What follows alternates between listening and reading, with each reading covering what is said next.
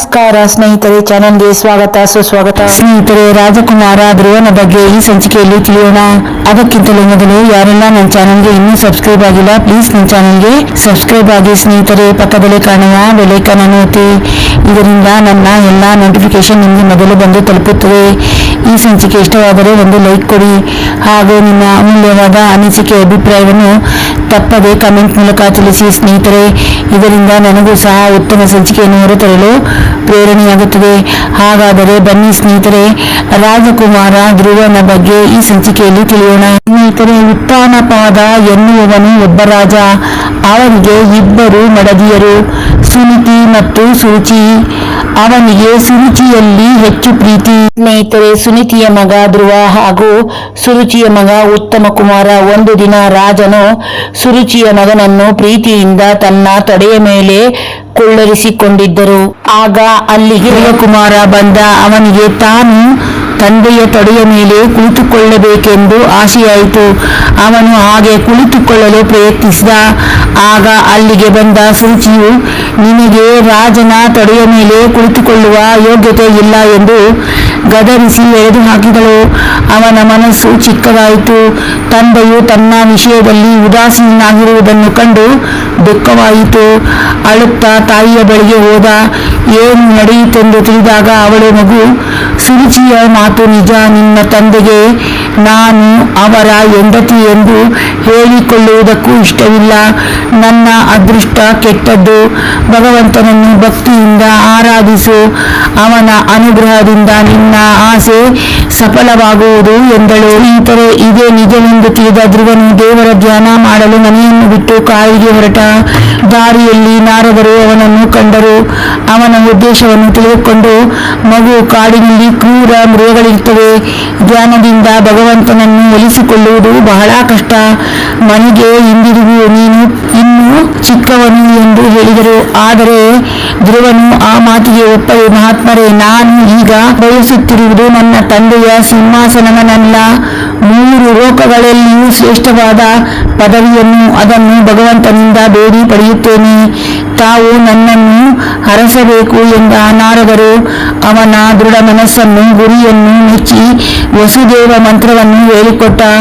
ಅದನ್ನು ಜಪಿಸುವಂತೆ ಹೇಳಿದರು. ಹಾಗೂ ಧ್ರುವ ರಾಜಕುಮಾರನಿಗೆ ಆಶೀರ್ವಾದವನ್ನು ಮಾಡಿದರು.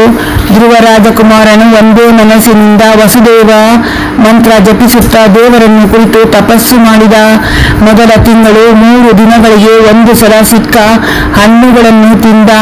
2ನೆಯ ತಿಂಗಳು 6 ದಿನಗಳಿಗೆ 1 ಸಲ ತರಗೆಲೆಗಳನ್ನು, ಹುಲ್ಲನ್ನು ತಿನ್ನುತ್ತಿದ್ದ. ಸ್ನೇಹಿತರೆ, 3ನೆಯ ತಿಂಗಳು 9 ದಿನಗಳಿಗೆ 1 ಸಲ ಒಂದಿಷ್ಟು ನೀರನ್ನು ಕುಡಿಯುತ್ತಿದ್ದ. 4ನೆಯ ತಿಂಗಳು 12 ದಿನಗಳಿಗೆ ಒಮ್ಮೆ ಗಾಳಿಯನ್ನು ಮಾತ್ರ ಸೇವಿಸುತ್ತಿದ್ದ. ಅನಂತರ ಏನೂ ಆಹಾರವೇ ಇಲ್ಲ. ದೃಢವಾದ ಭಕ್ತಿಯಿಂದ ತನ್ನ ಮನಸ್ಸನ್ನು ಪರಮಾತ್ಮನ ಪಾದಗಳಲ್ಲಿ ನಿಲ್ಲಿಸಿದ. ಸ್ನೇಹಿತರೆ, ಕಡೆಗೆ ಭಗವಂತನು ಅವನ ಪರಿಶುದ್ಧ ಭಕ್ತಿಯನ್ನು ಮೆಚ್ಚಿ ಪ್ರತ್ಯಕ್ಷನಾದ.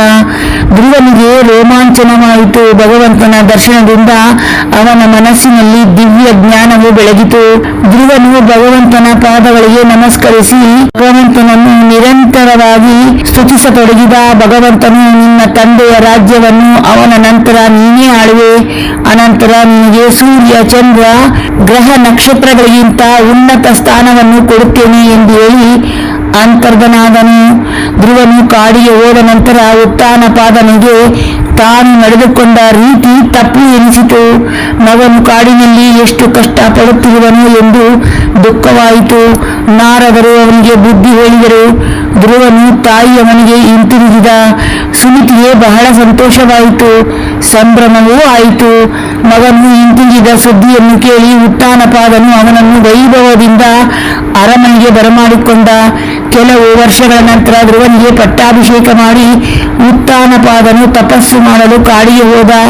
ಧ್ರುವನು ಹೆಂಡತಿ ಮಕ್ಕಳೊಂದಿಗೆ ಬಹುಕಾಲ ಸಂತೋಷವಾಗಿದ್ದ. ಸ್ನೇಹಿತರೆ, ಅವನ ತಮ್ಮ ಉತ್ತಮ ರಾಜಕುಮಾರನು ಕಾಡಿಗೆ ಹೋದಾಗ ಒಬ್ಬ ಯಕ್ಷನೊಡನೆ ಕಾದಾಡಿ ಸತ್ತು ಹೋದ. ಅವನ ತಾಯಿ ಸುರುಚಿಯು ಮಗನನ್ನು ಹುಡುಕಿಕೊಂಡು ಕಾಡಿಗೆ ಹೋಗಿ ಅಲ್ಲಿ ಕಾಡ್ಗಿಚ್ಚಿಗೆ ಸಿಕ್ಕಿ ಸತ್ತು ಹೋದಳು. ಈ ರೀತಿಯಾಗಿ ಧ್ರುವ ರಾಜಕುಮಾರನು ರಾಜನಾಗಿ ಬಹುಕಾಲ ರಾಜ್ಯಭಾರ ಮಾಡಿ ಅನಂತರ ಬದರಿಕಾಶ್ರಮಕ್ಕೆ ಹೋಗಿ ಭಗವಂತನ ಧ್ಯಾನದಲ್ಲಿ ನಿರತನಾದನು. ಅವನು ಈ ಪ್ರಪಂಚವನ್ನು ಬಿಟ್ಟಾಗ ಪರಮಾತ್ಮನು ಕಳುಹಿಸಿದ ವಿಮಾನದಲ್ಲಿ ಎಂದೂ ನಾಶವಾಗದ ಎಲ್ಲ ಗ್ರಹಗಳಾಚೆ ಇದ್ದ ಲೋಕಕ್ಕೆ ಹೋದನು. ಅದನ್ನು ಧ್ರುವಲೋಕ ಎನ್ನುತ್ತಾರೆ. ಸ್ನೇಹಿತರೆ, ಈಗಲೂ ಸಹ ಆಗಸದಲ್ಲಿ ಧ್ರುವ ನಕ್ಷತ್ರವನ್ನು ನಾವು ಕಾಣಬಹುದು. ನೋಡಿದ್ರಲ್ಲ ಸ್ನೇಹಿತರೆ, ಬಾಲಕ ರಾಜಕುಮಾರನು ತನ್ನ ತಪಸ್ಸಿನಿಂದ ಮಹಾವಿಷ್ಣುವನ್ನು ಮೆಚ್ಚಿಸಿ ಪದವಿಯನ್ನು ಪಡೆದಂತಹ ಭಕ್ತಿಪೂರ್ವಕ ಕಥೆ. ಸ್ನೇಹಿತರೆ, ಈ ಸಂಚಿಕೆ ಇಷ್ಟವಾದರೆ ಒಂದು ಲೈಕ್ ಕೊಡಿ. ನಿಮ್ಮ ಸ್ನೇಹಿತರಿಗೂ ಬಂಧುಗಳಿಗೂ ಹೆಚ್ಚು ಹೆಚ್ಚು ಶೇರ್ ಮಾಡಿ. ನಿಮ್ಮ ಅಮೂಲ್ಯವಾದ ಅನಿಸಿಕೆ ಅಭಿಪ್ರಾಯವನ್ನು ತಪ್ಪದೆ ಕಮೆಂಟ್ ಮೂಲಕ ತಿಳಿಸಿ ಸ್ನೇಹಿತರೆ. ಇದರಿಂದ ನನಗೂ ಸಹ ಉತ್ತಮ ಸಂಚಿಕೆಯನ್ನು ಹೊರತರಲು ಪ್ರೇರಣೆಯಾಗುತ್ತದೆ. ಸ್ನೇಹಿತರೆ, ಚಾನೆಲ್ಗೆ ಪ್ರೋತ್ಸಾಹ ಮಾಡಲು ಸಬ್ಸ್ಕ್ರೈಬ್ ಆಗಿ ಪಕ್ಕದಲ್ಲೇ ಕಾಣುವ ಬೆಲ್ ಐಕಾನ್ ಅನ್ನು ಒತ್ತಿ. ಇದರಿಂದ ನನ್ನ ಎಲ್ಲಾ ನೋಟಿಫಿಕೇಶನ್ ನಿಮಗೆ ಮೊದಲು ಬಂದು ತಲುಪುತ್ತದೆ. ಹಾಗೂ ನಿಮ್ಮ ಅಮೂಲ್ಯವಾದ ಅನಿಸಿಕೆ ಅಭಿಪ್ರಾಯವನ್ನು ತಪ್ಪದೆ ಕಮೆಂಟ್ ಮೂಲಕ ತಿಳಿಸಿ. ಧನ್ಯವಾದಗಳ ಸ್ನೇಹಿತರೆ. ಮತ್ತೊಂದು ಸುಂದರ ಸಂಚಿಕೆಯೊಂದಿಗೆ ಆದಷ್ಟು ಬೇಗನೆ ಬರುತ್ತೇನೆ. ಅಲ್ಲಿಯವರೆಗೂ ನಮಸ್ಕಾರಗಳು.